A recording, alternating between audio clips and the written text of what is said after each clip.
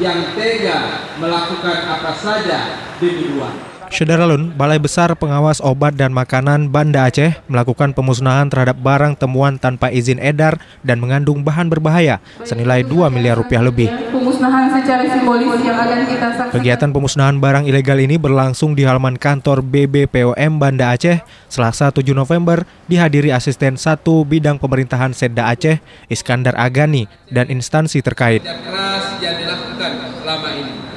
Jamu tradisional yang mengandung bahan kimia yang berbahaya bagi masyarakat. Masyarakat sendiri tidak banyak yang tahu. Barang-barang yang dimusnahkan itu merupakan temuan dari 23 kabupaten kota di Aceh selama 2016 hingga 2017. Terdiri dari obat sebanyak 915 item, pangan 1.705 item, kosmetik 1.363 item, dan obat tradisional 475 item. Sementara pada 2017 yang ditemukan obat sebanyak 326 item, pangan 469 item, kosmetik 878 item, dan obat tradisional 233 item. Perlu saya sampaikan lagi, nah kalau kosmetik yang diperbolehkan masalah, tapi ini sering kita temukan kosmetik contoh temulawak ini banyak sekali. Ya, inilah yang mengandung merkuri dan tidak punya izin edar sama sekali.